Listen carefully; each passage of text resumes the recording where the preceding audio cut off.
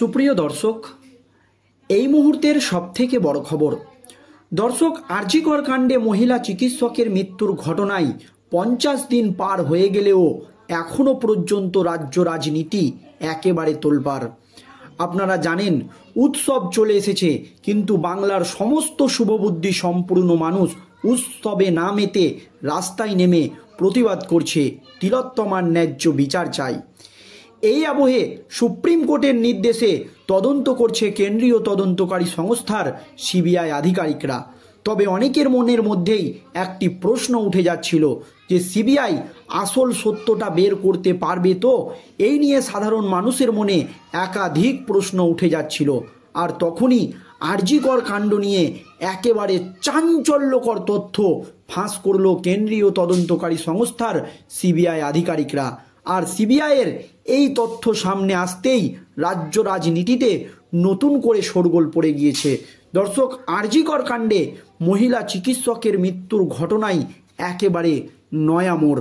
কী তথ্য উঠে এসেছে জানাবো আজকের এই প্রতিবেদনে আপনাদেরকে। দর্শক, খুবই গুরুত্বপূর্ণ প্রতিবেদন, আপনাদের সকলকে শেষ পর্যন্ত দেখার অনুরোধ রইল। প্রায় 2 মাস হতে চলল, এখনও জট খুলল না আর.জি. কর মামলার, মনে করছিল অনেকেই। আর এই আবহে চাঞ্চল্যকর তথ্য সামনে নিয়ে এলো কেন্দ্রীয় তদন্তকারী সংস্থার সিবিআই আধিকারিকরা। গত 9ই আগস্ট হাসপাতালে কর্মরত অবস্থায় 31 বছরের তরুণী চিকিৎসককে ধর্ষণ করে খুনের ঘটনায় সাড়া ফেলে দিয়েছিল গোটা দেশে। গোটা ঘটনার তদন্ত চালাচ্ছে কেন্দ্রীয় তদন্তকারী সংস্থার সিবিআই আধিকারিকরা। আর তদন্ত যত এগোচ্ছে তত চাঞ্চল্যকর তথ্য উঠে আসছে। এবার যা তদন্তে উঠে এসেছে তা শুনলে রীতিমতো আপনারা শিউরে উঠতে বাধ্য হবেন। কেন? সিবিআই সূত্রের খবর, গণপিটুনির ঘটনায় যেভাবে শরীর জুড়ে আঘাতের চিহ্ন থাকে, তেমনি অজস্র ক্ষতচিহ্ন মিলেছিল নির্যাতিতা তরুণীর দেহেতেও। তাহলে নির্যাতিতা চিকিৎসককে গণপিটুনি দিয়ে হত্যা করে কি ধর্ষণের মতো একটি ঘটনাকে সাজিয়ে দেওয়া হয়েছে? দেখুন দর্শক, কি জানাচ্ছেন সিবিআই আধিকারিকরা। তেমনি অজস্র ক্ষতচিহ্ন মিলেছে নির্যাতিতা তরুণীর দেহে। চিকিৎসক হত্যাকাণ্ডে আগেই সঞ্জয় রায় নামের এক সিভিক ভলেন্টিয়ারকে গ্রেপ্তার করেছে পুলিশ। তবে তদন্তকারীদের দাবি, যা ক্ষত মিলেছে তা কারো একার পক্ষে করা সম্ভব নয়। এতে একাধিক ব্যক্তি জড়িত থাকার তথ্য উঠে আসছে।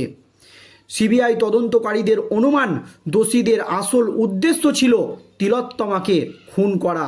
পরে খুনের ঘটনার মোড় ঘোরাতেই ধর্ষণের মতো কাজ করা হয়েছিল বলে প্রাথমিকভাবে অনুমান।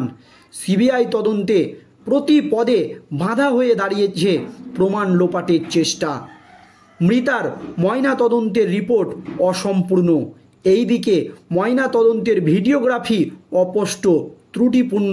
ছবিগুলি ফরেনসিক পরীক্ষাগারে বিশ্লেষক ও আশেপাশে থেকে উদ্ধার হওয়া যাবতীয় তথ্য প্রমাণের ফরেনসিক বিশ্লেষণ করে প্রাথমিকভাবে একাধিক ব্যক্তি জড়িত থাকার তথ্য মিলেছে কেন্দ্রীয় তদন্তকারী সংস্থার সিবিআই আধিকারিকদের হাতে। মৃতার দেহের সামনের অংশে 15টি গুরুতর বাহ্যিক আঘাত ও 9টি গুরুতর অভ্যন্তরীণ আঘাতের চিহ্ন মিলেছে। তবে দেহের পেছনের অংশে আঘাতের উল্লেখ্য ময়নাতদন্ত বা সুরতহাল রিপোর্ট নেই। মৃতার দেহের দ্বিতীয়বার ময়নাতদন্ত সম্ভব হয়নি, তাই বর্তমানে সিবিআইয়ের ভরসা ফরেনসিক বিশ্লেষক। রিপোর্টে থাকা ক্ষতচিহ্নগুলির ফরেনসিক বিশ্লেষণ করার পর তদন্তকারীদের একটি সূত্রে দাবি, নির্যাতিতাকে কার্যত গণপিটুনির আদলে বেধড়ক মারা হয়। সিবিআই সূত্রের দাবি, মৃতার ডান কান থেকে রক্তক্ষরণের আভাস মিলেছে। পাশাপাশি নির্যাতিতার মাথা বারংবার দেওয়ালে বা শক্ত কিছুতে ঠোকা হয়েছে। মৃতদেহের নিচে নীল রঙের তোয়ালের মতো একটা কাপড় থেকে রক্তের দাগ মিলেছে। তবে ময়নাতদন্ত ও সুরতহাল রিপোর্টে বেশ কিছু গুরুতর আঘাতের প্রসঙ্গ এড়িয়ে যাওয়া হয়েছে বলে অভিযোগ করছে কেন্দ্রীয় তদন্তকারী সংস্থার সিবিআই আধিকারিকরা।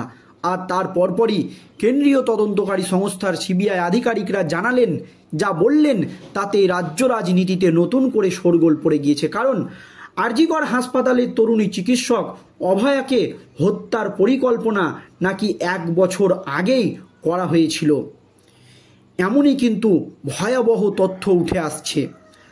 অভয়া হাসপাতালের নিম্নমানের ওষুধ শিক্ষা পদ্ধতির বিরুদ্ধে প্রশ্ন তুলেছিলেন। হসপিটালের যে নিম্নমানের ওষুধ আপনারা দেখছেন যে আর্থিক দুর্নীতি কাণ্ডে সমস্ত কিছু বেরিয়ে আসছে, আর এই অভয়াই হাসপাতালের নিম্নমানের ওষুধ ও শিক্ষার পদ্ধতি নিয়ে প্রশ্ন তুলেছিলেন, যা সন্দীপ ঘোষকে ক্ষিপ্ত করে তোলে। সিবিআই তদন্তে জানা গেছে তরুণীকে ভয় দেখানোর নানান উপায় খুঁজেছেন দুষ্কৃতীরা বা যারা এই দুর্নীতি চক্রের সঙ্গে জড়িত তারা, কিন্তু তাকে কোনোভাবেই টলাতে পারেননি। একাধিক চিকিৎসককেও তিনি নিজে কাজে লাগিয়েছেন এই ষড়যন্ত্রে। তদন্তকারীদের দাবি, হাসপাতালের অভ্যন্তরীণ বিষয় নিয়ে সন্দীপ এবং তার সহযোগীরা পরিকল্পনা করেন কিভাবে অভয়াকে থামানো যায়। এই রকমও পরিকল্পনা হতে পারে। তরুণীর প্রশ্ন ও প্রতিবাদের জবাব হিসাবে তাকে হত্যা করার পরিকল্পনা কি হয়েছিল, এই রকম প্রশ্নও কিন্তু রাজনৈতিক মহলে উঠে যাচ্ছে। দর্শক, তাহলে সত্যিই কি অভয়া হসপিটালের নিম্নমানের ওষুধের যে প্রতিবাদ করেছিল সেই জন্যই কি তাকে হত্যা করা হলো? এই নিয়ে আপনাদের মতামত অবশ্যই কমেন্ট বক্সে জানাবেন। ধন্যবাদ।